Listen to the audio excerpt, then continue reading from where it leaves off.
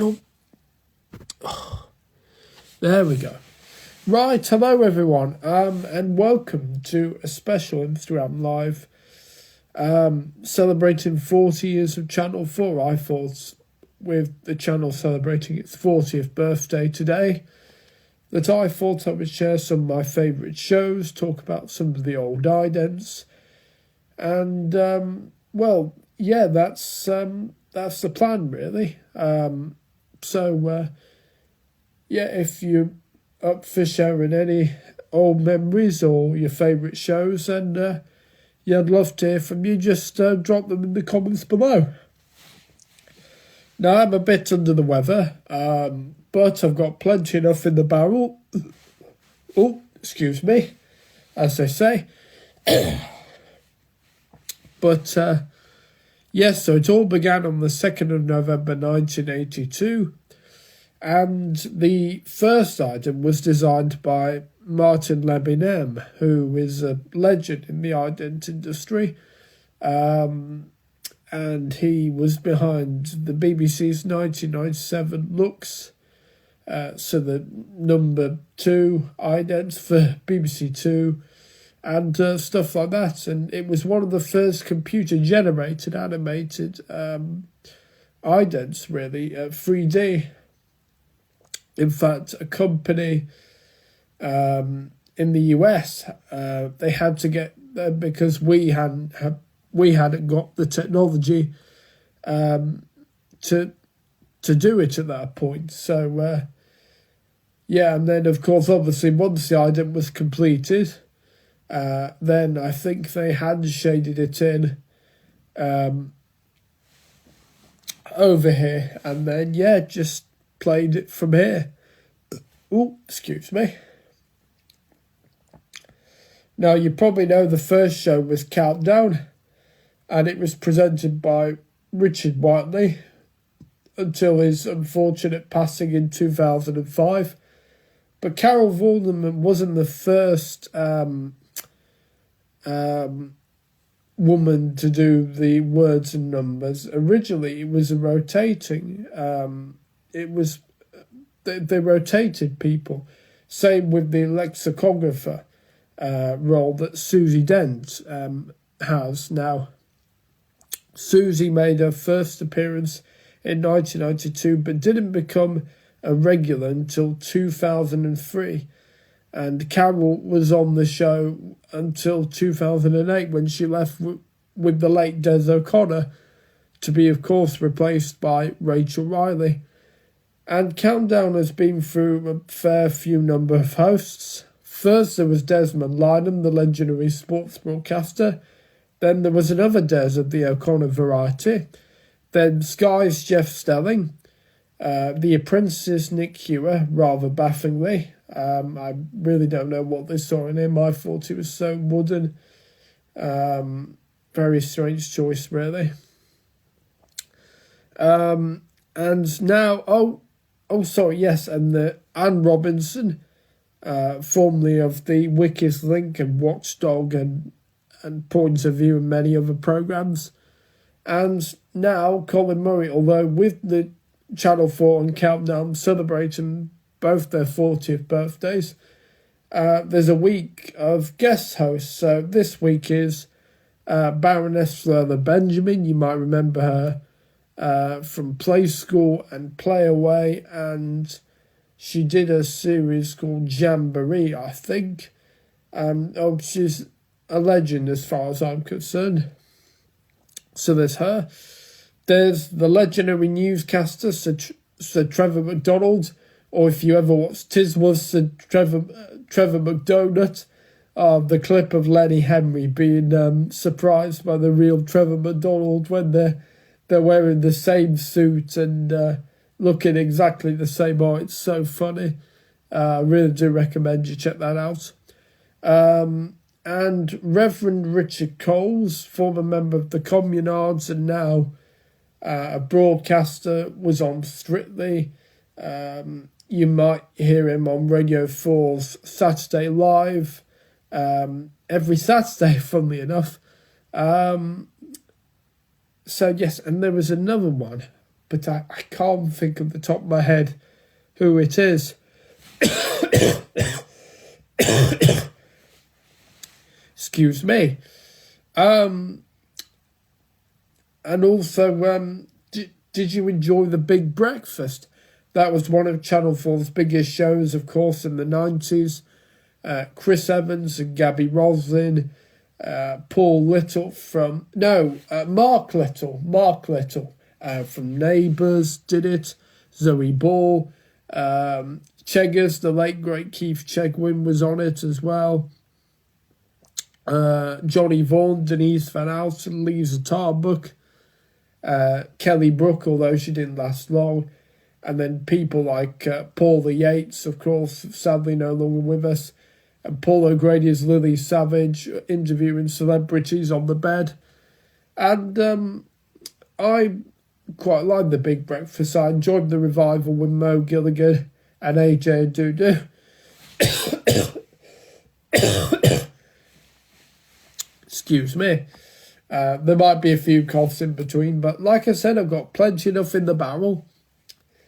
Probably shouldn't overuse that phrase, otherwise I'm killing it. Anyway, so I enjoyed the revival with both Mo Gilligan and AJ Dudu. And I enjoyed watching quite a few clips of it on YouTube, actually, before the revival. And seeing Chris and Gabby. I was expecting Chris to be very hyper, actually, but no, he wasn't too bad. Excuse me, by his standards. And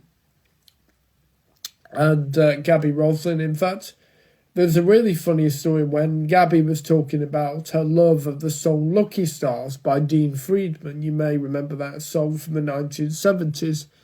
Well, Dean Friedman actually got news about this segment on The Big Breakfast, and they got him to hide in a box to surprise Gabby, which was quite an amazing moment. And he, on his website, there's an old blog post saying that he was really quite amused and very surprised about what happened. So Chris and Gabby were the first presenters, and then to be followed by, well, they went for a lot of presenters because they struggled quite a bit. So they thought, oh, let's bring in Zoe Ball from Children's BBC, but it didn't work. She didn't do that well. And so she was off, and then got Denise Van Outen to join in and put her with Johnny Vaughan, the second most successful of the duos. Excuse me. After Chris and Gabby. And The Big Breakfast actually had quite a long original run from 1993, 92, to 2002. Quite a good old run. The last presenters were Richard Bacon. Yes, you may remember him being sacked from Blue Peter after taking drugs, basically. And he had to give his badge back. And with him was Amanda Byram. You may remember Amanda for co-presenting Total Wipeout with Richard Hammond. Oh, I used to love that. On a Saturday night, the whole assault course and the Big Red Bulls are always guaranteed a laugh on that show. Whether it was, members of the public. I'm just trying to think. I know there was a celebrity version, but I'm pretty sure there was just members of the public as well on it as well. I could be wrong. No, I think there was. So, oh yeah, just a great show. Sorry, the Instagram live curse is striking again, isn't it? I swear, I'm all right, and then I start to do this, and then I start yawning. It's absolutely amazing. It seems to be a curse, I tell you. Right, so yeah, I think Total Wipeout, that would be the one. If they brought it back, I think it'd be perfect and it'd be great to see it back. Anyway, I'm deviating. I apologise. Often the thing with these things. So, yes, did you enjoy the revival of The Big Breakfast? I found it good. I did find the crew and Mo and AJ a bit loud, and I know it's The Big Breakfast. I know it's meant to be a breakfast show. I know it's meant to get yourself up and, but, you don't need to be loud, For example, Terry Wogan, the late great Terry Wogan, he had a successful breakfast show on Radio 2 from two stints. From 72 to 1984, and from 1993 to 2009. And that can tell you can do a breakfast show without having to be loud. Terry was never loud at all. Well, okay, sometimes he would burst into laughter. Occasionally that would be quite loud, but Terry was never, ever loud. He had such a gentle, calming voice, and it was just such a gentle, calming show. How I do miss hearing his voice and seeing him on TV. Yes. So, they could have just quieted it down just a tiny bit, but I did enjoy it. I thought it was good. I thought it was really good, and I hope Channel 4 bring it back next summer. And actually, what was a really good idea was putting it on Saturday mornings, because the thing is, on a weekday morning, when there's Good Morning Britain and there's BBC Breakfast, although having said that, when the Big Breakfast was originally on, GMTV was still around, and BBC Breakfast. Although when the Big Breakfast originally launched, actually, September 1992, it was the last few months of TVAM before they had to add their licence to GMTV, because TVAM had lost the licence for breakfast television.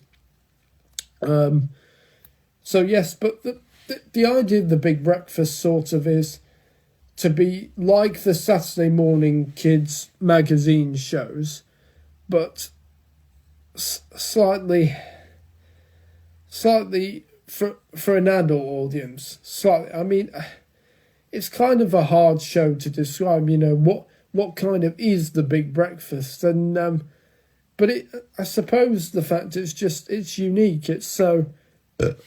Excuse me. It's so great. I watched an episode of Countdown today, and I really enjoyed Baroness Further Benjamin. She just never fails to make me smile. If you grew up with her on Play School, you're a Play School babies. You're a Play School baby, according to her. And she just speaks of her time doing Play School so fondly. And it's so fantastic. And obviously she still gets people there coming up to talking to her about Play School. And in fact, she wasn't particularly very happy with the Beeb when they axed it. Although Play School, it had its time, I think. Although, to be honest, they did make a mistake getting rid of the toys. I mean, when you talk to anyone about Play School, you'd actually think, okay, some of the presenters, but some of the toys almost became stars in themselves. There was Big Ted, Little Ted, Jemima, Humpty, and Hamble. That was it. But Hamble never stayed up, so the presenters used to hate her. Anyway, I digress. Sorry. I tell you what I've been enjoying, actually, Sunday Brunch. That's been really good. I think it's much better than Saturday. I thought it was just another Saturday Kitchen, but it's not. They've got playlists, they've got guests, they've got games, they've got cooking. It really is such a perfect show, and I do like Simon Rimmer and Tim Lovejoy a lot.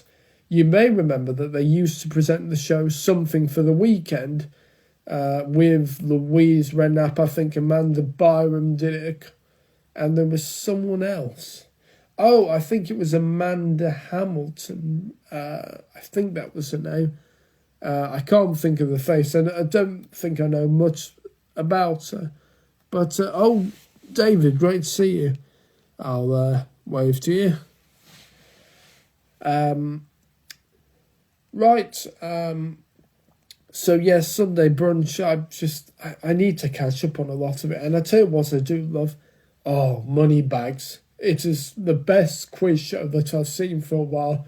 Craig Charles is a great host. The format is just so great, and it's just so brilliant. I do recommend getting the game as well. You can get from the App Store and the Play Store as well. And it's so great to play. I don't usually like playing games even on my on my devices. Usually I just like to, browse the internet, really. I've never been a really games person, whether it's board games or games online or any of that. But I do really love Moneybags, and it's just so fun to play, and it's fantastic. So yeah, I do recommend Moneybags. And I do recommend Sunday Brunch. It's a really great show. I do think it's ridiculous. I don't know if you've heard, but Channel 4 are going to rename All 4, their streaming service, to Channel 4. That's going to get so confusing. Right, we'll put Channel 4. Well, which one? The streaming service or the TV channel? That is just lunacy. That's just madness, insanity, stupidity. Really, I think, to even come to that decision. I just think you're just creating more confusion than there needs to be. Why? All 4 works as a brand, and they're saying, well, no, we think we don't want All 4 to be the brand. We want Channel 4 to be the brand. Yes, but it's not going to help your brand if people are going to be getting confused. But, I don't know.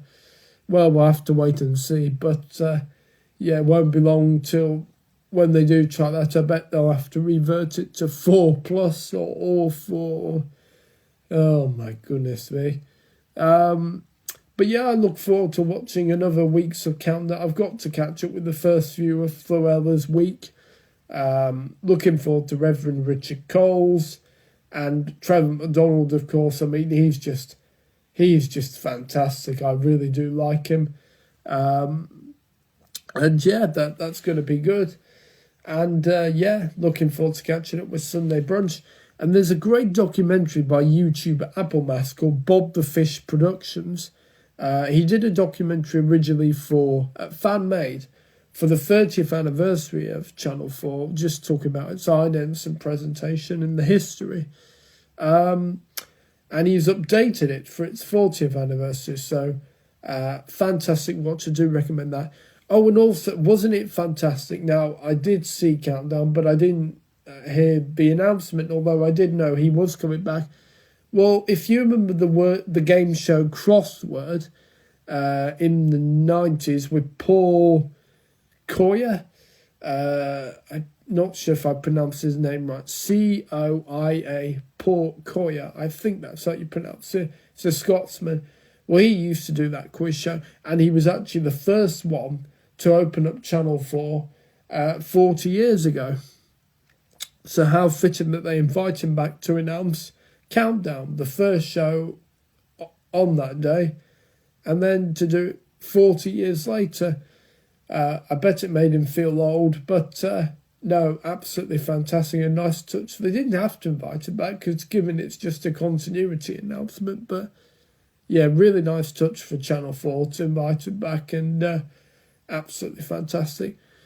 Right, I think I'm going to leave it there, but happy 40th birthday, Channel 4, and here's to 40 more years, and I look forward to also catching up with the Great British Bake Off as well, which it's amazing. People thought that, what's it going to be like on Channel 4, but the key thing is they haven't changed anything. Well, okay, there's been Mary Berry and Mel and Sue left, and in came Sandy Toksvig and Prue Leaf, and then Sandy left, and then Matt Lucas left. Matt Lucas came in, but apart from that, they haven't changed they haven't changed anything, and they didn't need to, and that's why it's still been so successful. They literally didn't change anything. It's just on a different channel with adverts, which is annoying. I kind of wish the Beeb would get it back, but the BBC are having to make so many cuts. I don't think they could afford Bake Off, to be honest. Right, well, thank you for watching, and if you want to, I'll put this on my YouTube channel so you can re-watch it. And yeah, thank you for watching, and I'll see you next time. Bye bye, everybody.